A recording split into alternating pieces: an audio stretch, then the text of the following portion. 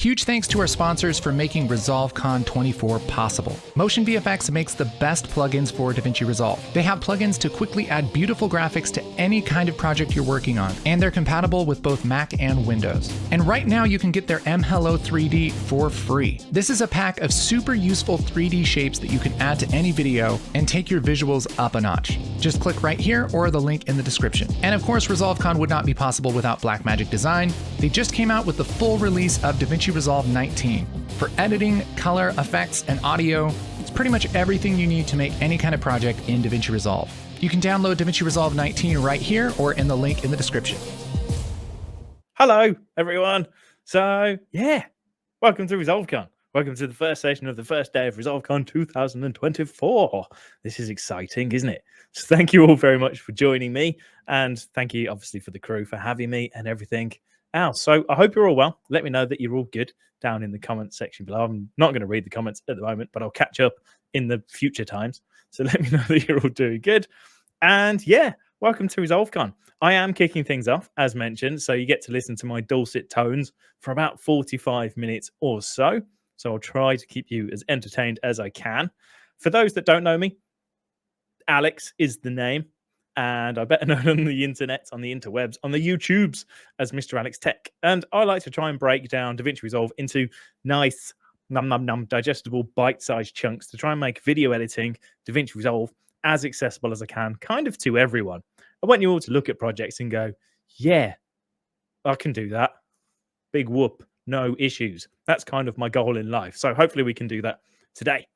What I'm going to share with you is some relatively simple, but that kind of tips, tricks, workflow kind of techniques and that sort of stuff to demonstrate how I get my predominantly YouTube projects in and out of Resolve so quick. Because one of the things we have to do as YouTubers is start a project super quick, do loads of stuff quite quick, and then get it out because you're doing it so often. And there's quite a lot to learn from that. So we're going to have some fun with it, really, and see what we can do.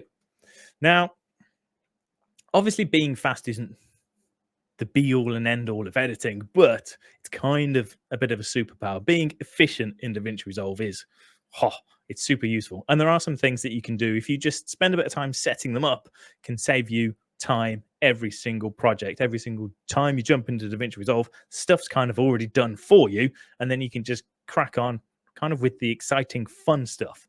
So that's kind of the plan. Now, to kick things off, I always like to do this. I'm going to throw 3 random quick tricks at you, 3 quick tips that hopefully you don't know.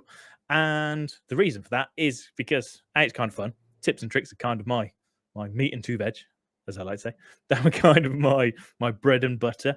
And also it gets me warmed up and it breaks the ice and all that sort of thing. So here we go. We're going to jump into DaVinci Resolve and we've got some real quick tips for y'all.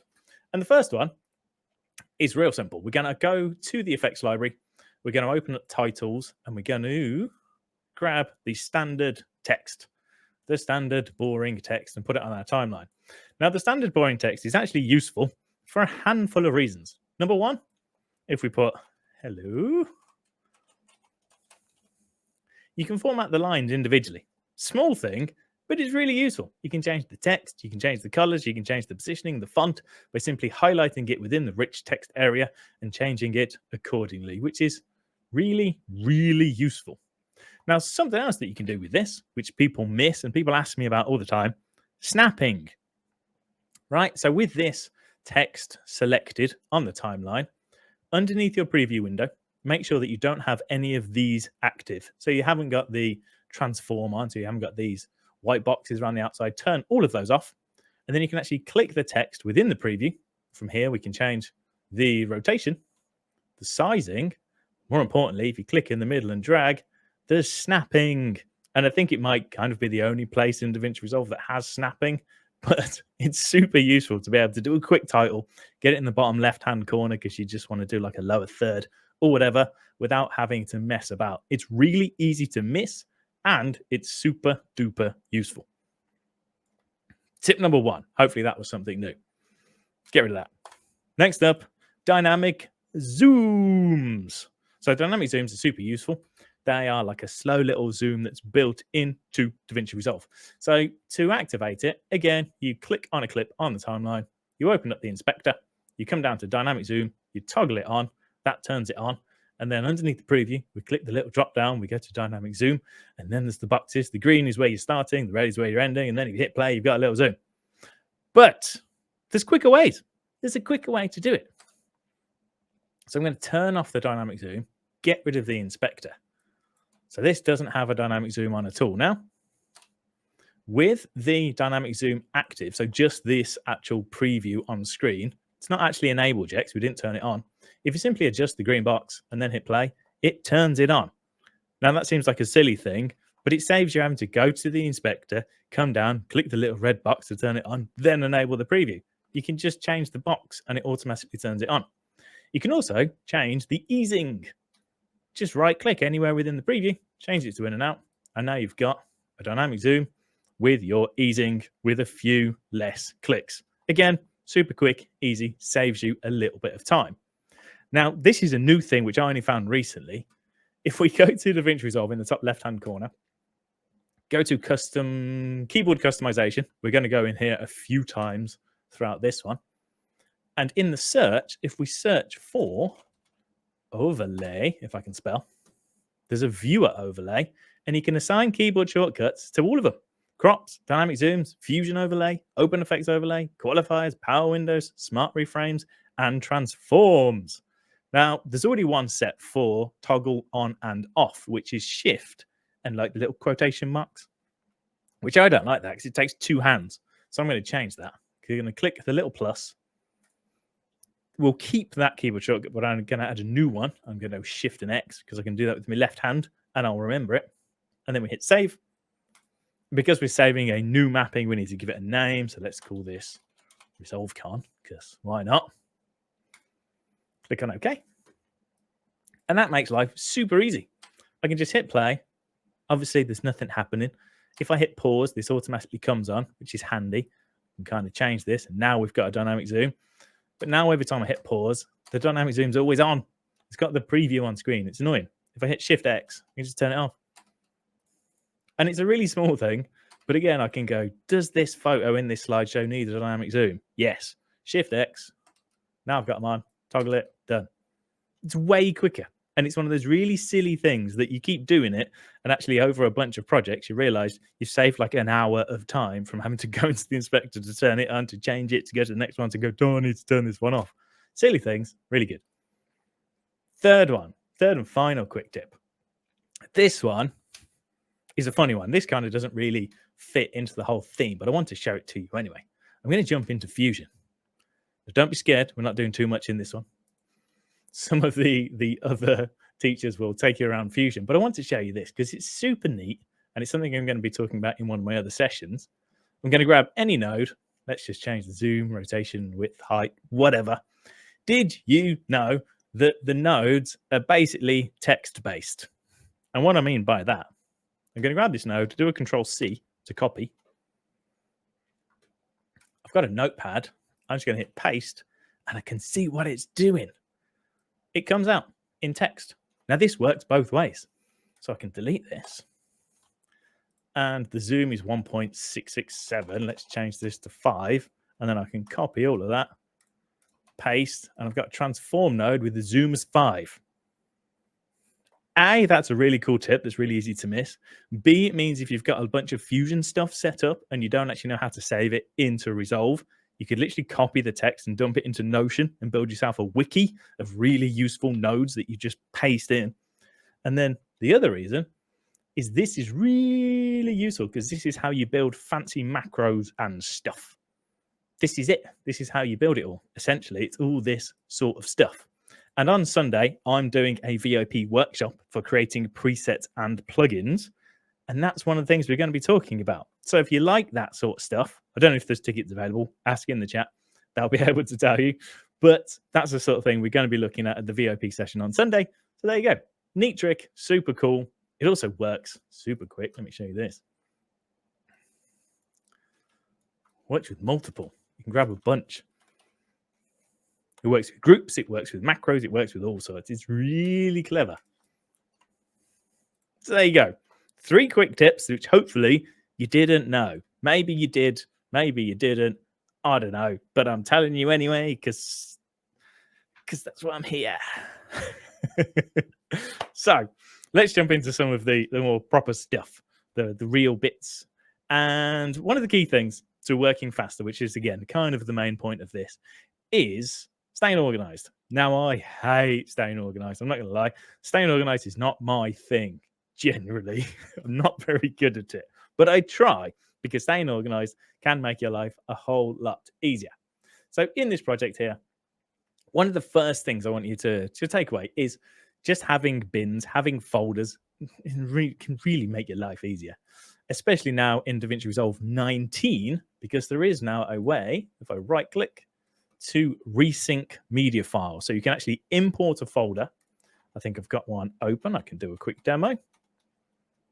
So if I grab this B-roll folder here, I can just drag it, drop it over here. It'll automatically create the bin for us and put all of the files from within that bin into here.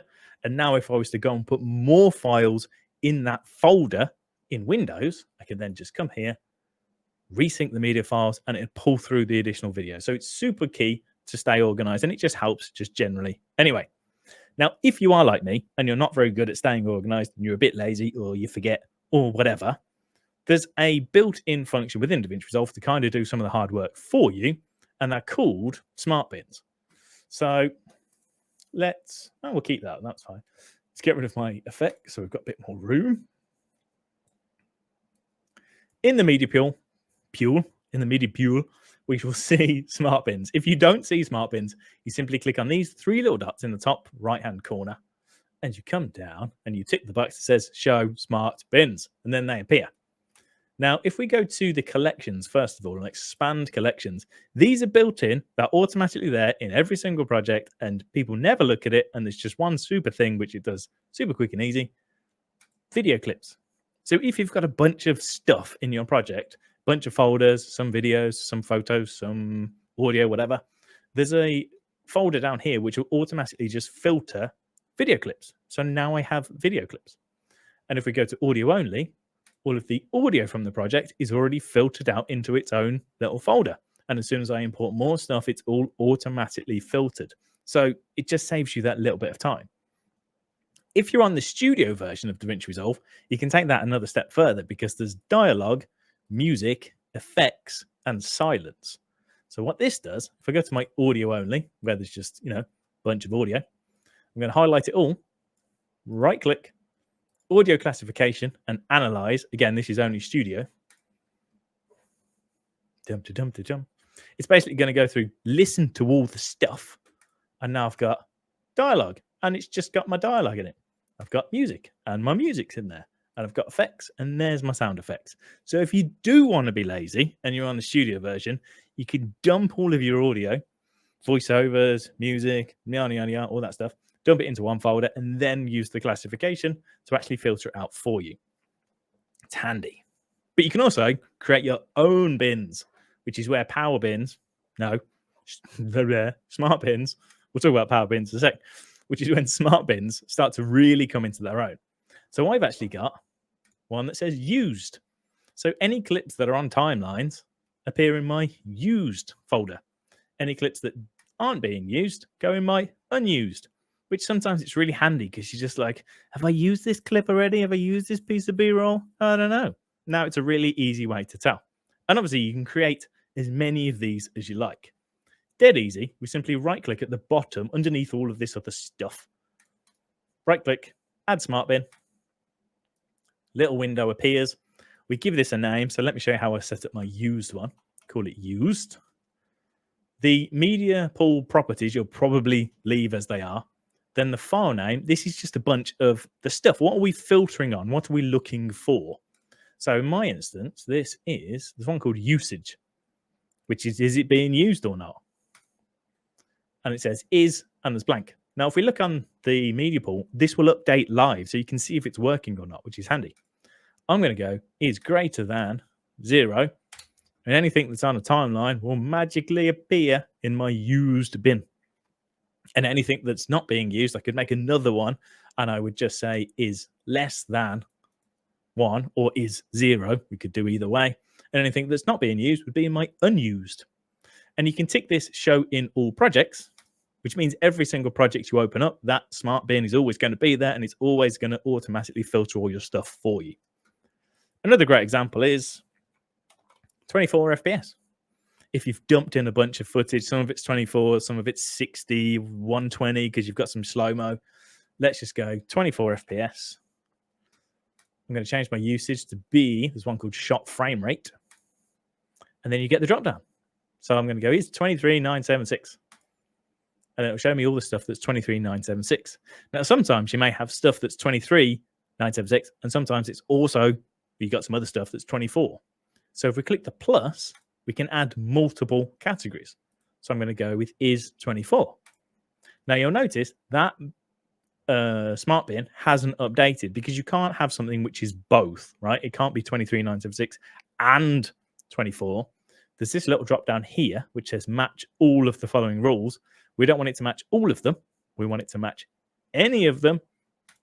And then we'll get anything which is 24 or anything which is 23976.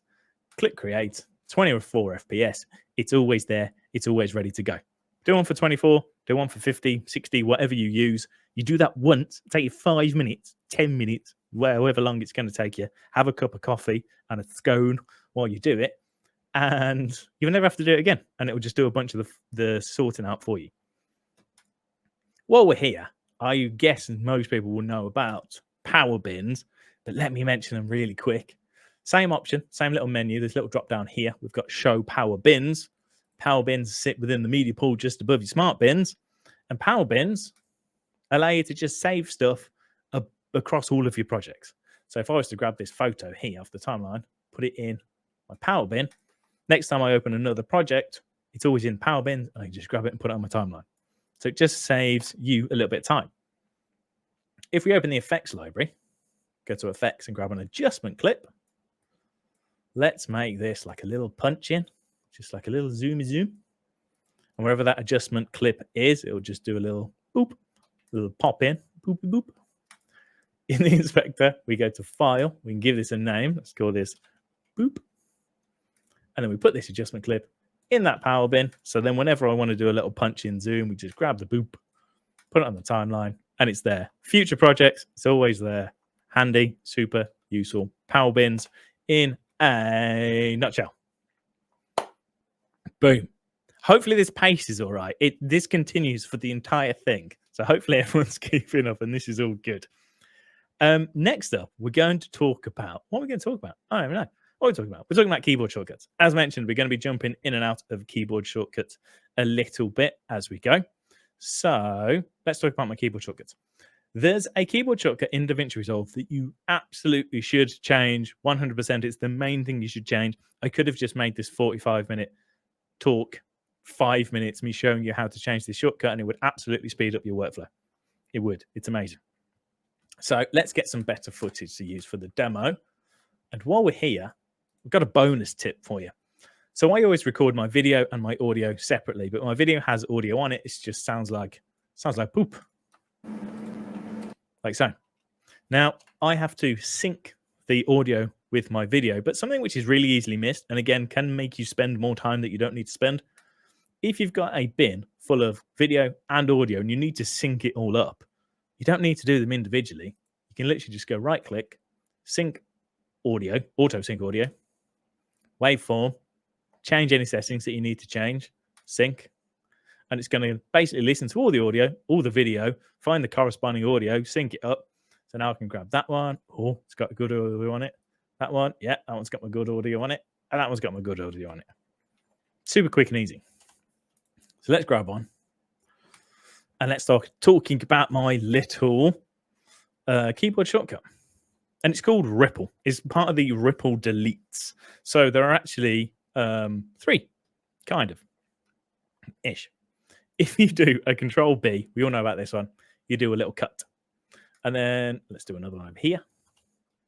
So we've done 2 cuts here and we've got this middle section. If we hit backspace, that'll get rid of it, but it'll leave an empty space. If we hit delete, it'll ripple delete, which deletes that clip and closes the gap. Now you can actually do that all in one big go. So as an actual demonstration, let's just say this section here, I want to get rid of all of this bit because this is the actual next bit of my conversation, my talk, or whatever. Now, it's called start to playhead and end to playhead, ripple deletes. And by default, it's Control Shift and the two brackets, the open brackets or the parentheses, I think they are called. So what I'll do here, I'm going to do a little cut right there. And then over here where I want to close the gap, I'm going to do Control Shift, and then I'll do the left-hand bracket, the open bracket, and it'll do the cut and automatically close the gap. And we can do it the other way. We do a cut over here. And then we do the same thing, Control Shift, close bracket. It will delete and close the gap. And again, if you're doing that over and over, cutting some A-roll together, save yourself loads of time over a really long project. But the keyboard shortcuts are kind of meh, so we're going to change them. And my method is called, I call it the 1, 2, 3 method, because we use 1, 2, and 3. It does exactly what it says on the tin. So what we do is if we go, once again, DaVinci Resolve, top left-hand corner, and we're going to come down to keyboard customization. And we're going to search for, in the little search bar, once again, we're going to search for ripple. Scroll down until you get to this trim and then ripple. And you'll see within here, start to playhead and end to playhead. Now, this method is what works for me. You can assign this to whatever you like. I like the 1, 2, 3. I also don't do much multicam. This can interrupt multicams because those keys are default for multicams. So kind of use this if you want or customize it however you like. So I'm going to go with my start to playhead. I'll keep the default one there, but I'm going to click the little plus to add a new one. I'm going to go 1. That's already assigned. I don't care. I'm going to click assign. End to playhead is going to be 3. And off we go. Now, I also want to change my Control B. Now, this is a super useful little trick for in here. If you don't know what you're searching for, just use this little on-screen keyboard above. So I know it's Control B, so I'm just going to hit the Control with my mouse, actually click this little Control on screen, and then go B, and it will say Razor application. That's what that shortcut does. So I'm going to go Razor. There it is, Control B. I'm going to make this number 2. Assign that, and then click Save. We can close that now. So now I can just go, right, I'm going to do a cut there, and that's the next bit of the thing. So I'll hit 1, and over here, this one's going to be a cut there, and I'll hit 3 over here. And we can just start to close these gaps and do kind of cut the A roll together really quickly without moving my left hand whatsoever. Now, the reason I like 1, 2, 3 is the tilde key, which is next to 1, just above escape, by default is undo. So I use my 4 fingers. I use my pinky to hit the tilde, and that undoes. So if you've made any mistakes, you go boop. I'm doing a lot of boops in this. You go boop on the tilde to undo, and you do your 1s, your 2s, your 3s, and you can just cut stuff together a million times faster than having to do Control B, use your mouse, click it, and then ripple delete. It's mega. Super, super useful. Right. Next up, I am slightly behind schedule, so I know, I tried to pack a lot in. So the next thing I want to talk to you about is presets. One of the things which you see a lot of people spending time on is they don't always spend time doing the fun editing stuff. You spend time doing all the other stuff. You create your project, and then you're doing your timeline settings, and then you're trying to do a bit of color grading. You're trying to color grade the same thing that you've color graded a million times before because you haven't saved it. And you're setting up your audio, even though you've set your audio up before, but you didn't save that. There's loads of ways that you can save the time by saving these as presets in DaVinci Resolve. So let me show you. And the first one, let's do a new project super quick. When you click on your little gear or cog in the bottom right-hand corner to open up your project settings, you may already know this one, but it's worth repeating. Once you've set your timeline resolution, your frame rate, your color management, all this stuff, click on the 3 little dots in the top right-hand corner, and there's an option to set the current, option to set the current settings as a default preset. So if you only ever do like YouTube videos, for example, and you never fluctuate, you always use the same timeline resolution and frame rate and whatever, just click that, and then you never have to think about it again. Or click Save Current Settings as a preset. This is what, 1080 30. Click on OK. And now you just come in here and go, what am I doing today? I'm doing a 1080p vertical 30, so I'll load that one. Or am I doing a 2.3925 color managed? I'll do that one. Or am I doing 4K HD 25? Whatever. You've just got all these settings which you can just create for yourself You can then load them, update them, set as the default, export them, send them to your friends, trade like Pokemon cards. I don't know. You delete them. You can do whatever you want to do. And it's, again, super duper useful. Now there's a bunch of different, let's go back to this one again. There are other presets that you can save. I've got a few favorites. So one of them, if you're on DaVinci Resolve 19, which is currently in beta or beta, depending on where you're from, beta. If you're on DaVinci Resolve 19, the B word, then you'll have access to a bunch of these audio effects. So what you do is basically you click on the audio track. So I've got my audio 1 here on the timeline. We click on the actual track here in the inspector. We've got things like voice isolation, super clever, dialogue leveler, which I believe is in the free version. I looked that up earlier on. Dialogue separator, that's studio only, music remixer, and then the ducker. But the dialogue leveler is really good.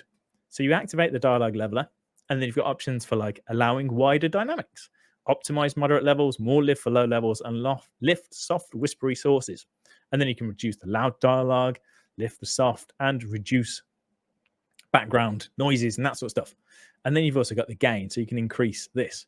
Now that's not much. You don't need to mess around with that much to set it up. But again, you can save it to just save you those few extra seconds.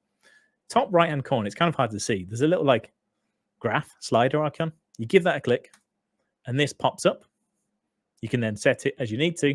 And then there's a little plus top left hand corner, add preset. I'm just going to call this one like the YouTubes. And now I can just come in, select YouTubes, and it's all done. That works for the dialogue separator, the music remixer, the voice isolation, and it works for any of the audio effect stuff as well. If I was to grab the vocal channel, put that on there, customize this, click the plus, create a preset, and it's there. Create loads of them. You probably use the same mic. You might even do like me and you record in the same place. So your audio stuff probably doesn't change all that much. If you want to get super fancy, something I've talked about before, jump over to the Fairlight page. Again, customize anything you like. You can set your dynamics, set your EQ, make as many audio tracks as you like, do all of the stuff that you would do. Then click on Fairlight at the top, come down to the presets library, third one down, change this filter by to the Fairlight configuration presets, and then you can save new. Now this one's dope because this one is ResolveCon. This, if you load this, it puts basically everything that you've saved in Fusion, pretty much, not Fusion, sorry, Fairlight, all of your audio stuff can just be loaded in one go. So all of those different presets, all of those different effects, all of the different tracks, all of your different volumes, mixers, EQs, pans, buses, whatever, it will all just pull through. And the main benefit for doing that is now if I create a new timeline, I've got an option to use a Fairlight preset.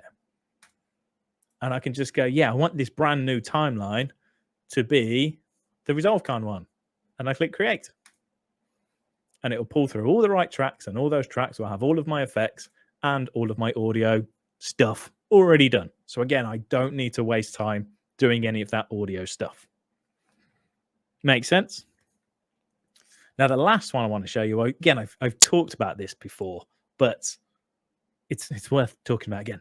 Once you've made a timeline, so I've got this timeline 3, we'll use this one.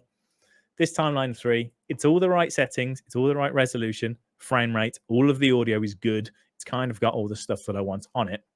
If you right click on the timeline, go to timelines at the very top. Timeline settings. No, I'm been lying to you. Go to timeline, go to export, and then go to the top one, which is this AAF XML EDL. You can export this timeline. So I could put this on my desktop. So I'm going to put this on my desktop. Now, what this means is, let me just close this down.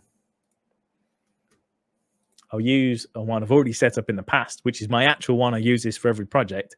DaVinci Resolve isn't even open, and I can double click on this icon on my desktop. Give it a second. I'll have a drink.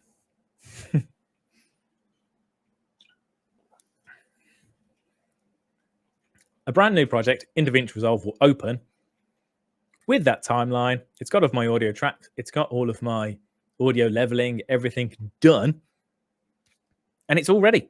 So we don't even need to do anything. And then as soon as I hit save, it says, give this a name. Oh, I've already done that one. Yeah, that. And now I'm in a brand new project. And as long as I don't delete that thing from my desktop, it can never be overwritten. So you've got this template which just boots up Resolve and puts you in the place ready to go. The timeline's ready. It's the right frame rate. It's the right resolution. It's got all of your audio stuff on there ready to go. Perfect. So in reality, what does that mean for some of my YouTube videos, for all of the YouTube videos I make, right? I double click that to get to this point where I've got a brand new project open and I've got my YouTube 30 FPS project ready to go, the timeline. So then let's find some folders. I'll grab this demo, MrAlexTech project, drop that over there. Now I've got a folder, so I'm slightly more organized, and I've got my footage with my audio. So I'll sync that. Waveform, done. Super quick. Can drop that on the timeline. Can start cutting that up with my 1, 2, 3. There's also a way to save color. There's some other lovely people. We've got Frenchy Color Grading going to be talking about color. We've got Daria talking about color. She's on next. And of course, we've got the lovely, the effervescent Darren Mostyn is going to be talking about color. But on the color page, you can really quickly do any sort of color grading, right click and grab a still. And that's basically like a template, a preset for any color grading you do as well.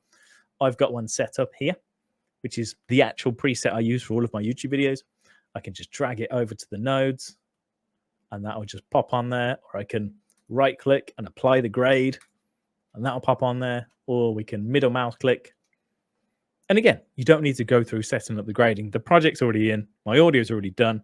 I can grab all of my color grading in a jiffy. So that's all on there ready to go. Then I can just start cutting this up using my 1, 2, 3, which means I can work much faster. If I want to go, oh, I haven't got much in this project, but I can go to all of my smart bins and everything's already filtered out for me. And I can go to my power bin and go, actually, at this point, I want to do a magic zoom. Magic Zoom is one of my plugins available to buy, or it's free. So you can go check it out if you want to. It'll do a little zoom. And it's already set because it's in my power bin and I've put it there ready to go. I want to do a little punch in. I grab it. There's a little punch in. Adjustment clip. I don't need to do all of this stuff over and over again. Thumbs up. Yeah. And there are more. You can do export templates. You can do loads of other templates. You can do all sorts of funky stuff, which just saves you loads of time. Loads of time. So next up, I want to show you, I'm low on time, so I won't have time to finish this, but there's a few nuggets in here. So let's jump into it. Excuse me. Try not to burp on live stream. And we will see how far we get. So I'm going to open this. This, kind of the main point of this I want to show you. We won't get very far into it. But I want to show you even some of the stuff which can seem scary in DaVinci Resolve isn't, especially when you've set up some templates and stuff. So this is a mate of mine. He's called Rich Watson. My name's Rich. I am a session guitar player. I'm a university lecturer. I am a small-scale YouTuber. It's a little session we recorded. It's anamorphic. It was shot in Vlog. We've got a multi-camera setup and we've got a bunch of B-roll. So on paper, this is a much fiddlier, fancier project.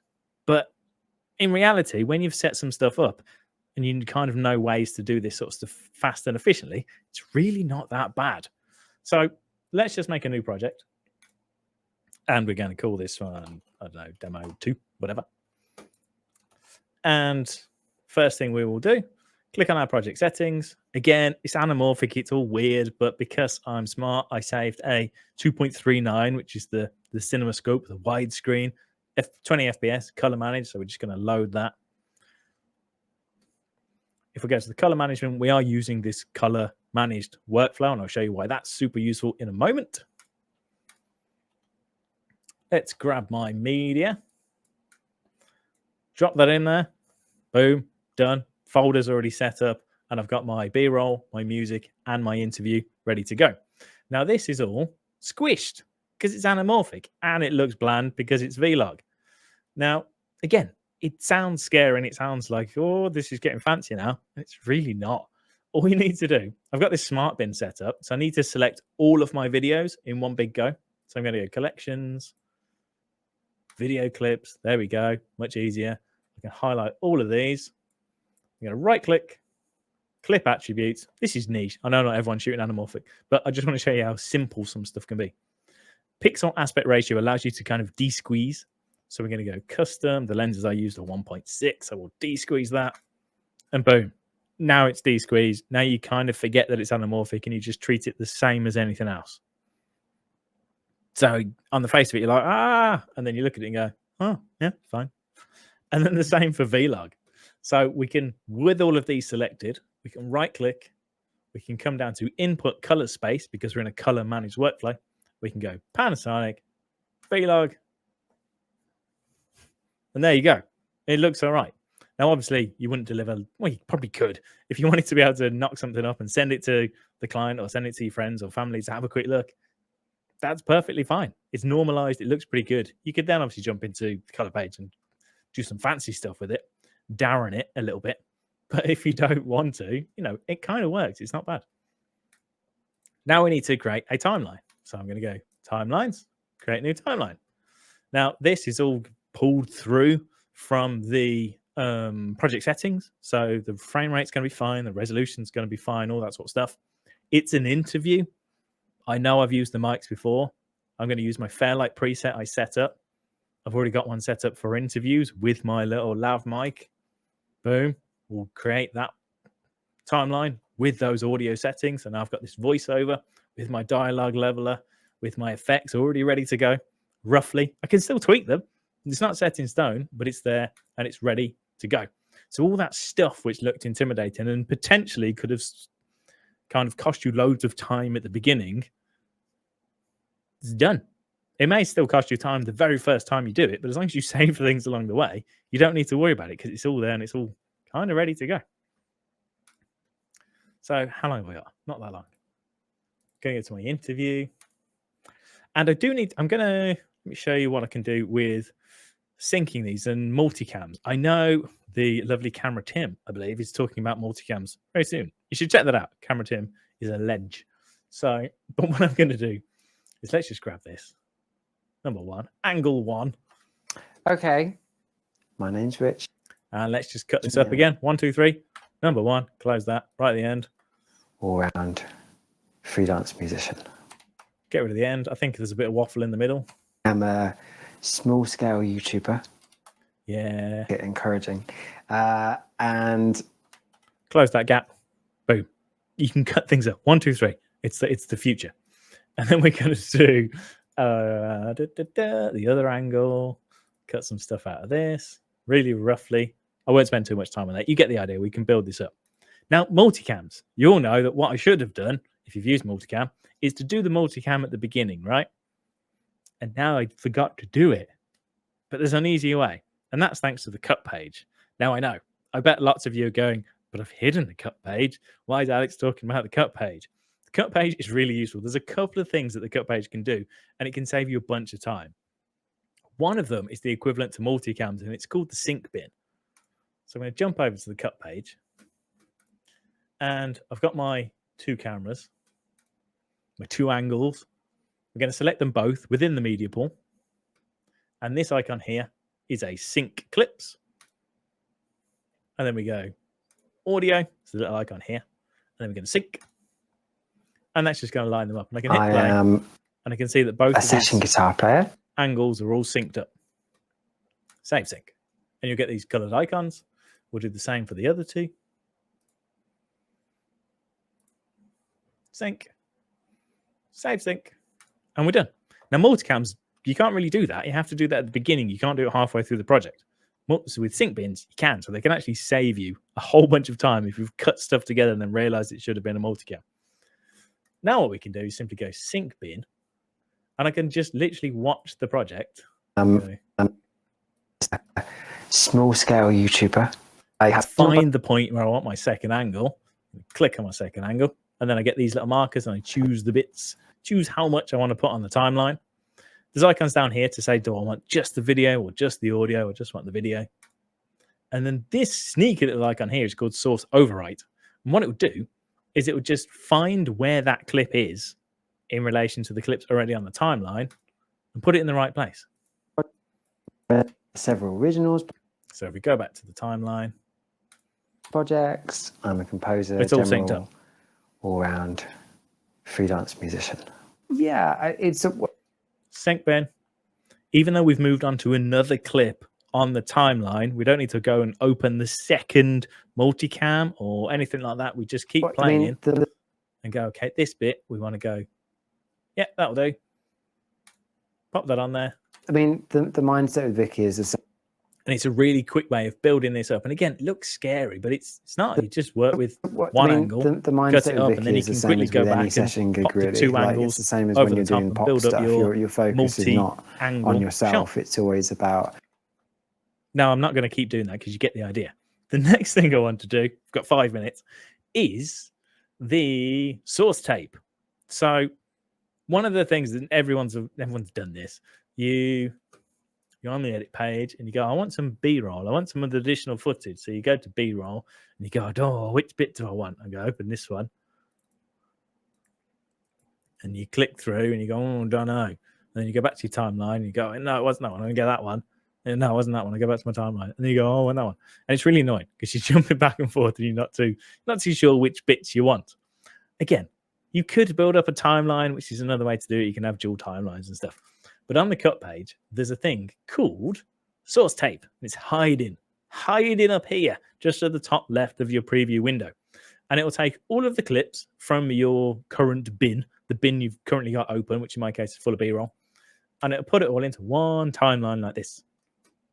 And then you can just look through. So you can look through all the footage you've taken, or if you filmed a vlog or whatever, you can look through all of the footage you've taken throughout the day in order. Because you can actually, if you change the order of the bin, it will change the order of the source tape. And then you can just grab the bits that you want. I can do an eye. I don't know. I only want the video once again. So I've got my insert video only button clicked. I can drag. I can put this on the timeline, shorten this out. Just as good as possible. And how can quickly cutting to my other clips. Now you know I like keyboard shortcuts. I've talked about this. If you hit Q on your keyboard, you just jump back to the source tape. So again, another reason why I like my fingers. I've got me tilde, me 1, 2, 3, and then just underneath that, I've got Q. Q just jumps from my timeline to my source tape. And it gets even better. Let's say on this clip here, I don't know, whichever one, you can see on the preview, there's these little white lines. They separate the clips. They show you the individual clips that we're looking at. If I do Shift Q, I can jump into this actual clip. So now I'm looking at this clip in more detail. I'm going, where right in that gap there? I'll do an in. I'll do an out. I'll drag, or I can use one of the insert shortcut keys or whatever. Let's lengthen this out a bit. Support them in doing their thing that second angle. as well as they I'm can. back on the timeline. So I hit play. I hit Q, and I'm back in this individual source kind of clip. And then I hit Shift Q. I'm back in my source tape. And then I go Q again, and I'm back on my timeline. And I go Q again, I'm back in my source tape. And I go Shift Q, and I'm back in the individual clip. And I go Shift Q, and I'm in my source tape. Oh, it crashed. too many shifts and Qs. Oh, it's not ResolveCon without me crashing, but I think I've got like a minute left. I think that's not bad. Oh dear. That's funny. Oh, that works. I mean, that was right. It was right at the end. I was going to jump in and show you maybe a few other bits, but there's nothing too much there.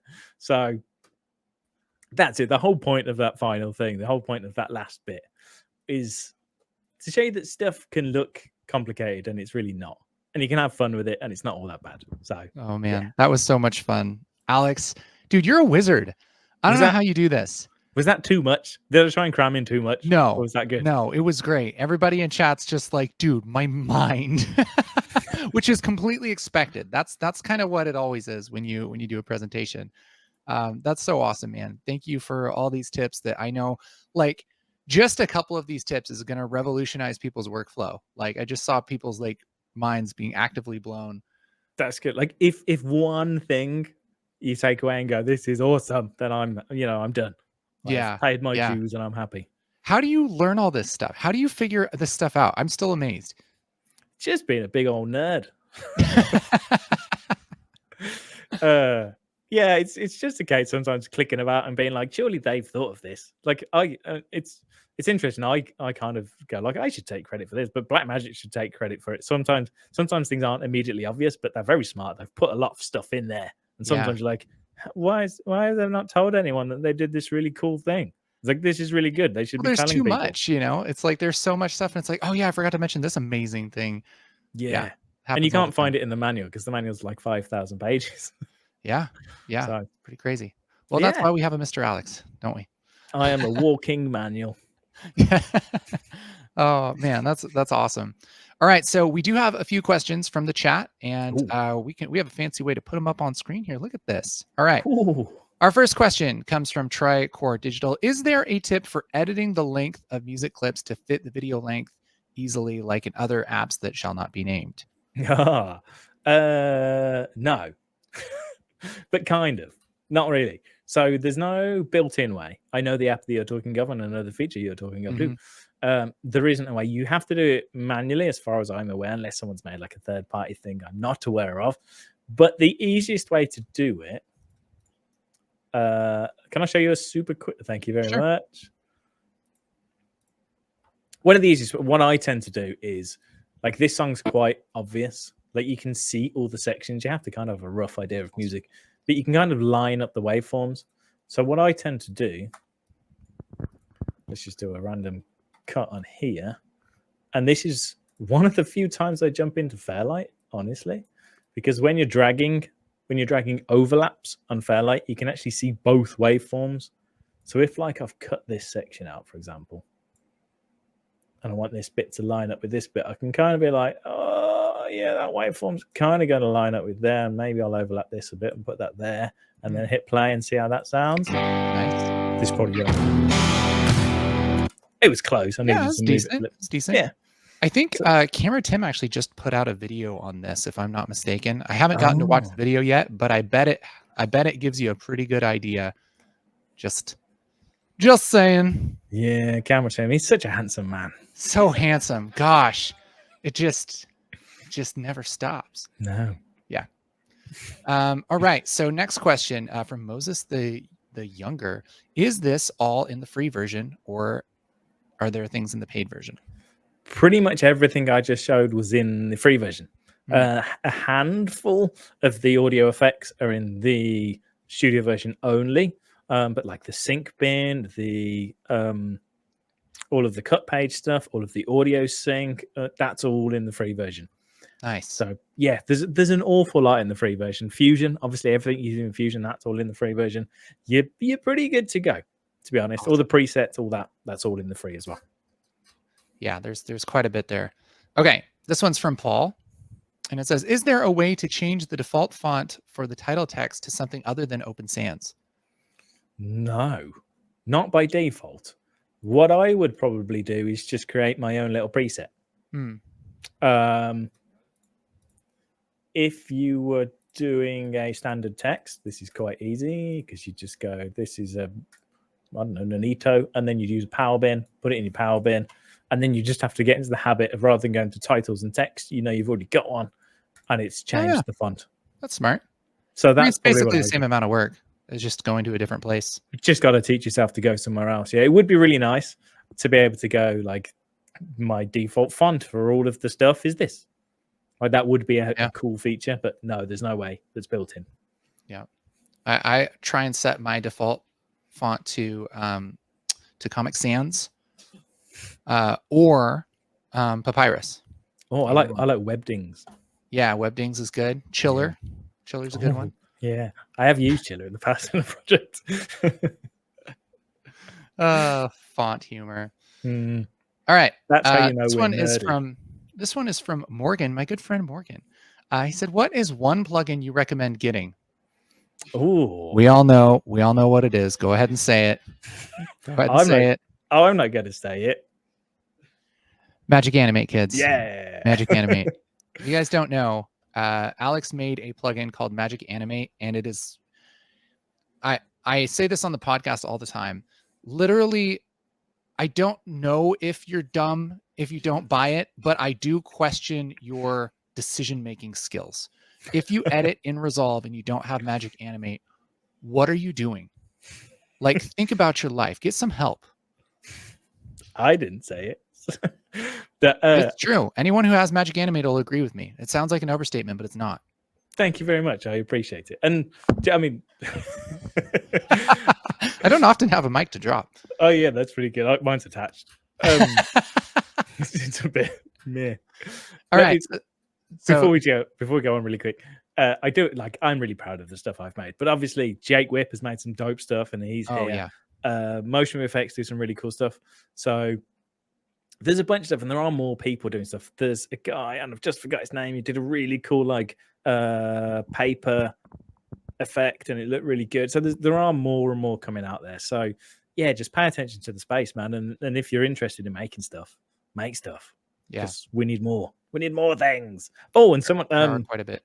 Really yeah, there's a really good plugin that's just come out again, and because I'm live, I'm forgetting everyone's name. So there's a good one out, and I don't know what it is. Nice. That's top tier advice. So good. No, but yeah, I mean, there's some really talented people making some really great stuff. And what is it? Bill Justice has done a third party thing, and it does like it's got like spell check in it, and it's really cool stuff. That guy's a genius, man. He's super smart. Spark FX, someone's just put it in the chat. Thank you. Yeah, Spark FX by Bill Justice. Well worth checking out. Give it a Google. Have a look. Yeah. All right. That's awesome. Yeah. Jake Whip's stuff is amazing too.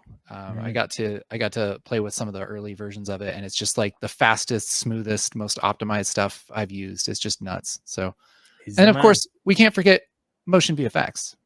Motion VFX makes amazing stuff too. There's so much cool stuff out there. I don't know, but yeah, I mean, and the paper one is by Mr. Justin, who's in the chat. He's just popped up, and it's reminded me of his name. So he's got a really cool little paper plugin as well. That is really cool. Yeah, I've tried to make paper stuff myself, and I was like, I spent so long trying to make a paper thing myself a while back, and I'm just like, I'm just gonna use this thing. Yeah, just like nope, I'm done. Yeah. All right. Okay. We gotta keep going here. Sorry. No more waffling. All right. Dale says, is it Dale? I think it's Dale. Says, for someone just getting started with Resolve, is there a recommended equipment list anywhere that was done recently? Could be a YouTube video, even any free Resolve communities that you can recommend? Ooh, good question. Equipment list. I use a keyboard and a mouse. I really like the new micro panel if you're into color grading. The speed editor is great if you do lots of like just cutting. You're cutting stuff together. The speed editor is really nice, or the full size keyboard. The one recommendation I'll say to anyone and everyone: get a good mouse. Get a mouse with some 3 buttons on it. Yeah, get one with the clicky mouse wheel, because there's lots of shortcuts within DaVinci Resolve which you need you to click on the middle mouse. Yeah. So if you've got like a stupid magic mouse or whatever that funny one is, it doesn't work. So and if you're confused by anything that we just said about a 3-button mouse, I have a tutorial on how mouses work. And I'm not joking. If that's really a trouble for you, search 3-button mouse, Casey Faris, and it'll come up, and I'll tell you everything you need to know about getting a $12 mouse from Amazon. Boom. Okay. It is. It's the best $12 you'll ever spend. It is. It's the best hardware for Resolve. Yeah. And part of the question was about Resolve communities as well, I think. Yes. Again, talking about Mr. Whip, I think he's created the biggest DaVinci Resolve Discord. Yep. So that's well worth checking out. The DaVinci Resolve forum, the actual Black Magic DaVinci Resolve forum, is a really good place to just pop in. People ask questions, answer questions. You can report bugs. So that's all a good place. And then just find some like-minded people on Twitter and stuff. That's always a good place. X, Facebook, all those sorts of things. Nice. All right. Here's another question. Can you move your mouse, Sam? So I can. There we go. That's all right. It's like small, and then there's a big part over here. Anyway, okay. Handshot says, is there a way to link sound effects to a transition and save it as a preset? Like I want a whoosh every time I use a zoom transition. No. I'm pretty sure Spark FX, the new one, but it has a thing that does that. It kind of searches the timeline and puts things on, which is again Oh, super clever. that's cool. But there's nothing that's built in, so which I know is a pain. The best thing you can do is just get into a habit of doing it. Have all of your sound effects stored in like a power bin, and you just grab them and drop them on whenever you do a transition. But yeah, I appreciate it. There's no automatic way of doing it at the moment. Okay. Cool. Here's a question. How did you get into video editing? Oh, just did it. Cool. I know that sounds really dumb, but I did. This is the joy of the time we live in. DaVinci Resolve being free, I was like, well, that's cool. I'm going to play with that. Now I'm here. And it's, Yeah, I know that sounds really silly and dumb. But I started playing it with it as a hobby. Because it's like, let's play with this. This is cool. I had a drone. I wanted to edit some drone stuff together. And then I decided to put some YouTube videos up of me. I learned some stuff from Resolve, so I made some tutorials and put them up. And then I obviously asked friends to do some other things. And like the guy in the demo, Rich, he's a guitarist, friend of mine, Richard Watson. He's also on YouTube, so if you're into guitars, check him out. And I was like, hey, Rich, can I come and record you? And he was like, yeah. So then we put stuff together, and I've done some other stuff. I've been out and given some talks with Blackmagic, and one thing just literally led to another. So I hate to be cliche, but it's kind of like if you want to do it, just do it, and you never know. You never know. Yeah. You just never know. I was just like a nerd being like, I'm going to edit videos, and now I'm still that, but now I'm here. Yeah. We talk a lot about that kind of thing, how to get started and how to you start with the basics and start little by little on our podcast. And there's quite a bit of backstory on how Alex got started and I got started and stuff. So yeah, if you want more info, ! Podcast. Yeah, man, I think just starting out and keeping it simple and just continuing to try and improve 1% each time. That's the way to do it. Certainly. Couldn't agree more. All right. So Orbit for Creators says one project per video or one project for all videos. What do you use? Oh, one project per video.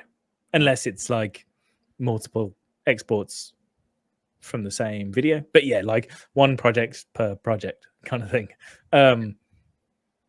It's just the way that I like to work. I like the clean slate.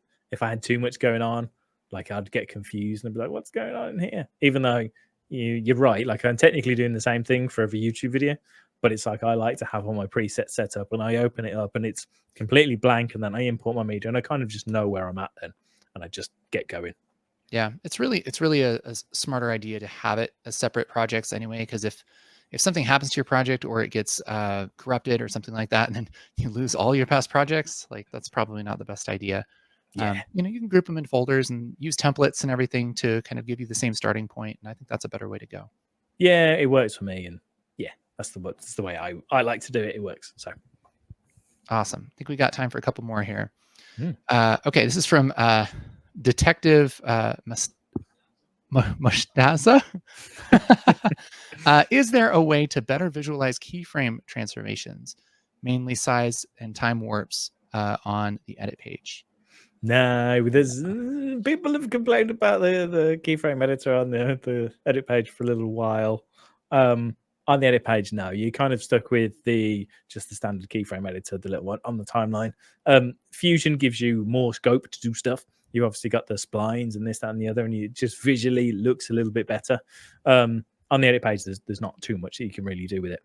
So, yeah. I mean, there's not much of a better answer as that. I don't think is the Casey. Nope. No, sorry.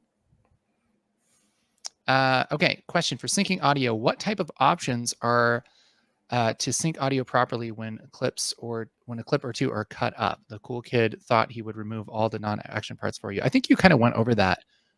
What type of options are still? I think this is when they're not actually they're not sequential. So there's gaps. I think that's the question. Or it could be like when they're edited, like if somebody removed all the parts and then rendered it and gave it to you, like that's kind of a nightmare. Yeah. There's not much you can do when it comes to sync audio. because you just kind of use the auto sync, and there's not many options there. Have a look, actually, if we're talking multicams, which may be covered actually, and the sync bin stuff. Have a look at Camera Tim did a really good video, multicam video. And even if it's sort of the clips are broken up into multiple parts, not necessarily with gaps, but you've got multiple parts. There's ways on the cut page you can like label the cameras and all this, and it just makes the whole process a bit easier. It's a very vague description, so I'm not very good, not doing a good job of that. But check out Camera Tim; he's got a full video on that. It might not be what you want, but it's a really good way of labeling the camera so that when you do sync bins and stuff, it's really good. Yeah. All right. Let's move on. How much time we got? I think we got time for one more. So Sam, pick one. Hit me. All right. Well, not that one. Just kidding. All right. Come on, so, Casey. Question is, I suppose the majority is stored in configure files, hopefully one. How can I export it to a backup and restore in case I reinstall DaVinci Resolve? Hopefully the majority is stored in configuration. Yeah, so it's all in the library. Most of it's in the library, in the actual library itself. So let me open it up super quick. Wrong one.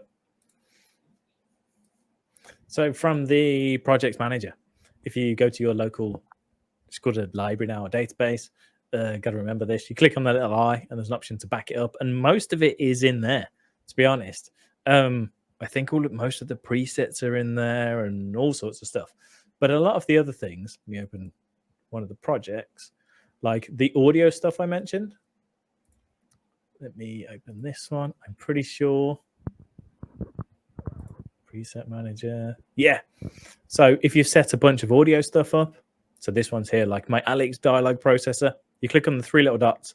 There is an option to open this preset manager, which I think you can open directly from within Fairlight. And I can go like dialogue, Alex, export, and I can actually export this as, I think it comes out some sort of XML. It's the same with like the keyboard customization and all the audio stuff, and render the export presets that you can set up. And when you've taken a preset, which I forgot the name of, in the color page, all that sort of stuff you can actually just save or export out.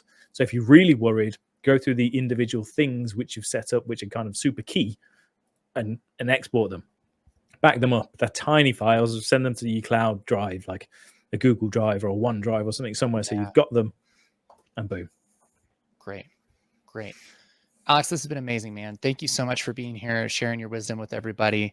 So if anybody wants to watch more of Alex, he's on YouTube, MrAlexTech, and everybody here should be subscribed to him. If you like Resolve, it's a no-brainer. All right. Thank you, Alex. Thank you, man. We'll let you You're go. more than welcome. That's cool. I'll go have some dinner now because it's evening for me. Enjoy. Thanks, everyone. Have a great ResolveCon.